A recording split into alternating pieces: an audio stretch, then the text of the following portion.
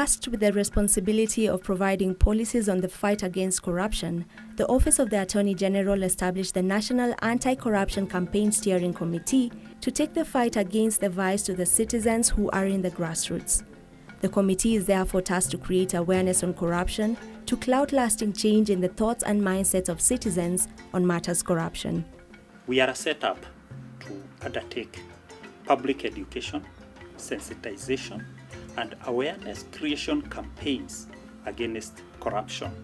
The campaign is mainly targeted at the members of the public, the citizens, the ordinary citizens, to be able to fully empower them, understand corruption, how it manifests itself, the effects of the negative effects of corruption, and most important, the actions citizens should take to fight and prevent corruption. What is your definition of corruption? Let me begin by saying corruption is the abuse of power, entrusted power, for private gain. So with that definition, we are required as a country and as citizens to take various steps that can help in fighting and preventing corruption. We have consequently established campaign networks in the counties, so far in 32 counties, and still counting. We have 15 to go. And those networks are called County Anti-Corruption Civilian.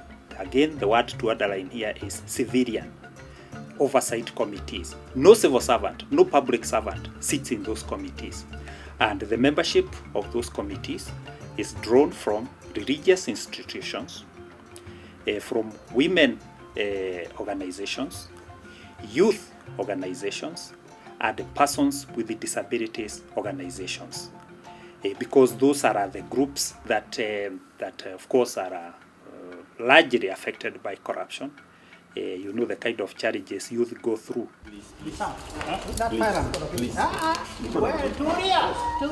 In retrospect, as a country, much of the corruption fighting strategies have been focused on going after corrupt individuals.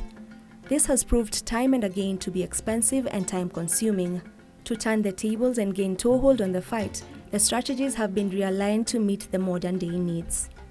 After that, we bring in the prosecutor, because the prosecutor is the one who picks his files and takes them to court. So we bring in the Office of the Director for Public Prosecutions to say then how, to tell the public how he processes recommendations on the prosecutions and what he would like the public to help his office with, so that the public can make that contribution and the offices can be effective. Then we bring in the Asset Recovery Agency, because the Asset Recovery Agency, which is also in the Office of the Attorney General Department of Justice, they play a very critical role in the recovering the assets of the citizens that have been stolen by corrupt individuals. And that way, they are able then to engage with the public, and the public again learns from the presentations that they actually have a role to play. You know, when these corrupt fellows steal public resources, they go back to the villages and construct castles. And mostly every weekend they are going with different vehicles home. The members of the public can just call the Asset Recovery Agency. They say, we are seeing so-and-so who has now built several houses in his compound, and he's coming here every weekend with big vehicles. The guy goes for harambes in the churches and gives millions. So can you find out whether this is part of the public resources? So the public is able to learn what it is they can do. Then we get the judiciary, which arbitrates the corruption cases, and again they are able to tell the Naccsc what it is they are doing in the judiciary, so that they can fast track the processing of the cases. The aspiration to create change and purge corruption from the grassroots is overwhelming. Since the National Anti-Corruption Campaign Steering Committee cannot be present everywhere, The need to partner with other like-minded actors to give impetus to the fight is vital. This has not only given the people a sense of entitlement in the fight, but it has also given particular groups in the community the spur to join and be part of the push. The issue of workshops and seminars, which we normally go and we get a group of people, maybe could be a targeted group, like if it's women leaders, if it is the youth, or the persons with disabilities, and then we are able to give them a tailor-made education and awareness on what corruption is and how they can be able to deal with it. Now, the other one is the issue of partnerships and collaborations. I can, for example, share with you that the National Anti-Corruption Campaign Steering Committee has entered into a memorandum of understanding with the Maendeleo ya Wanawake organization. And what we did with that partnership is that we were able to train 466 elected Maendeleo ya Wanawake organization leaders in all the 47 counties. And we were able to share with them those corruption issues and then what they should go back to their electorate, who are now the members of Maendeleo ya Wanawake, to be able to share with them and mobilize them against corruption, to stand up against corruption.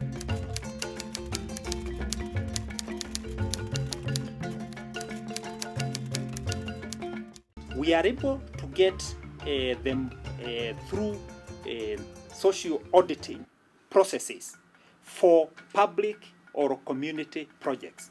Social auditing, what we do is we identify the project through the County Anti-Corruption Civilian Oversight Committees.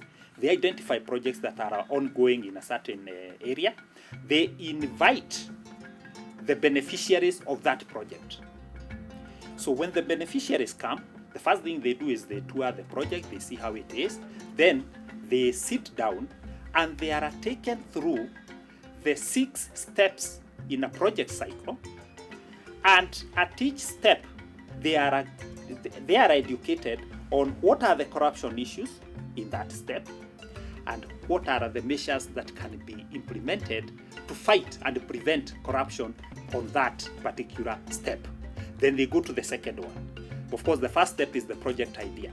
If I can just give an example. And under the project idea, the members of the public are taught, the beneficiaries are taught that the project must be initiated, the project idea must come from them. It is not somebody sitting in an office and thinking that in such and such an area we need a honey processing plant, yet there are no beehives there. So it should be the members of the public to sit and say, this is our felt need and this is our priority. Where a person sits in an office and conceives a project, then before it is implemented, it must be brought to them and be processed with them, and they give their endorsement. So that is so you see, there are corruption issues where somebody sits in an office because he wants to siphon out money. He decides there is going to put a project somewhere which is not needed just because of corruption. But the counter of that is that the members of the public should not allow a project to be initiated in a place where they have not approved. The second one is the project management committee. You cannot implement a project for the community and the community is not involved. How does the community get involved? Through formation of project management committees. So in cases where there is no project management committee, there is corruption in that already. That's why you are excluding the public. But when the public are involved, then they have come up with project management committees, and those project management committees are trained by the County Anti-Corruption Civilian Oversight Committees, so that they know from the beginning that if you do A, it constitutes corruption. The way to deal with it is this way, so that there is no corruption and you prevent corruption.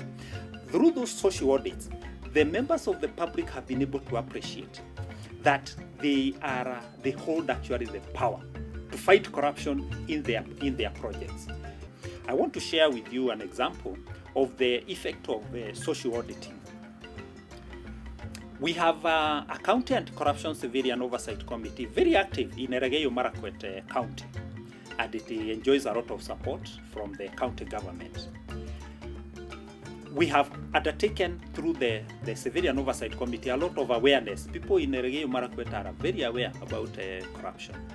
So in 2015-2016 financial year, the county government wanted to upgrade a cattle track, 9 kilometers, running from a place called Maina to a place called Chemoror, 9 kilometer road, to be upgraded from a cattle track to an all-weather road because it runs through an agriculturally rich area. Lot of agricultural products, but those products could not get to the market because of bad roads. Now, the county government he went there to involve the public, and they were told the estimate by the experts for that road was 20 million Kenya shillings. But the public were not convinced. They said to upgrade this road can't cost that amount of money.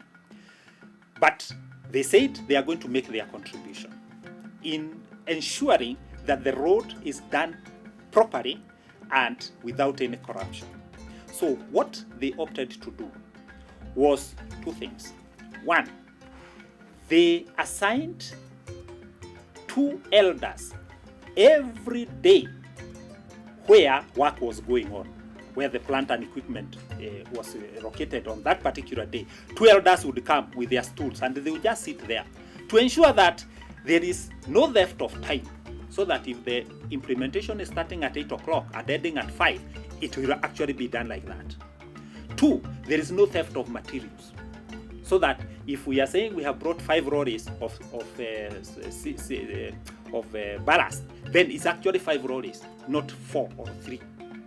The third one was theft of diesel.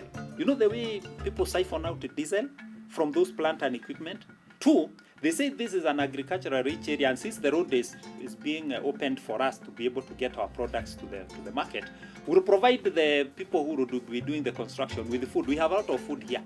So we'll provide them with the free food, lunchtime and tea and so on. The long and short of the story is that the road was constructed to the agreed standard within the time that was set out, but more important, at a cost of 5.6 million Kenya shillings only. So through public participation, through owning the projects, through feeling this is our project and making their contribution and not participating in theft of materials, they were able to save 14.4 million Kenya shillings, which would have then been taken to other places. So that is how we do the implementation of the campaign. The Elgeyo Marakwet County Anti-Corruption Civilian Oversight Committee has since been used as model and the lessons learned replicated on other projects. Before any project takes off, thorough social auditing by the citizen has to be undertaken to enable the members of the community move from knowledge level to action level. For us to get then to the social auditing, we normally have village seminars. A village seminar, you hold it at a tree. You don't take it to a hotel. You call leaders from a certain region, say a location or a ward, and you meet at a tree. You take them through those corruption issues and what can be done to fight corruption in the public projects and programs implementation. And then from there, they identify the projects they want social auditing done. And the social auditing doesn't have to be done on just a bad project. It can also be done in a well-implemented project, because there is also something to learn that when you implement a project without corruption, then the benefits are enormous. But the fact that corruption respected this project, it doesn't mean it will respect the next one. So we need to arm the people with the knowledge and the skills to fight and prevent corruption. Studies done by EACC show that out of 100 Kenyans who witness corruption, only 5.8% take action against corruption.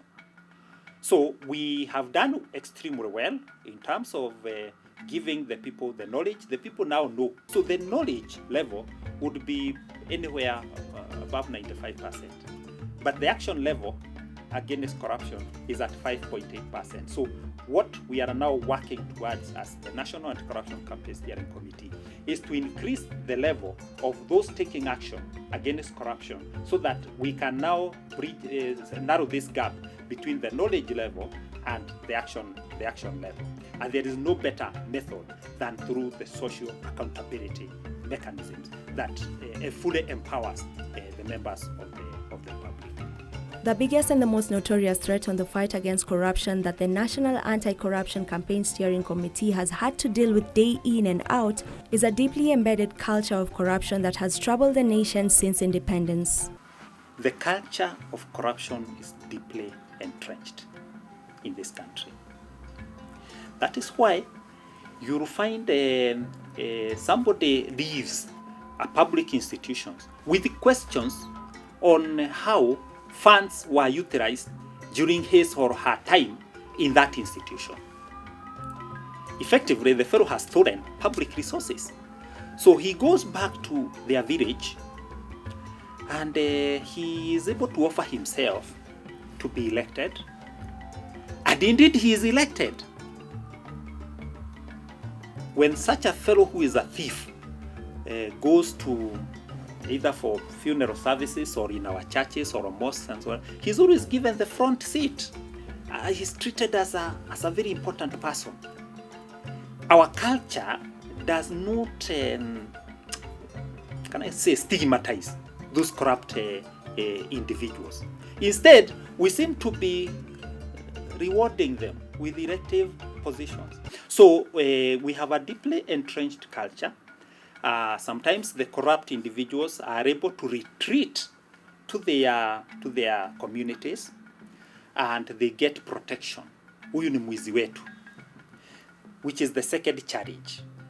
Politicization and ethnicization of the fight against corruption. When a fellow is arrested, he's able to mobilize his community and say, our community is now being targeted because we are either of this political persuasion or because we come from this tribe. But those are just gimmicks by corrupt individuals. But they are able to fool our citizens back at the grassroots.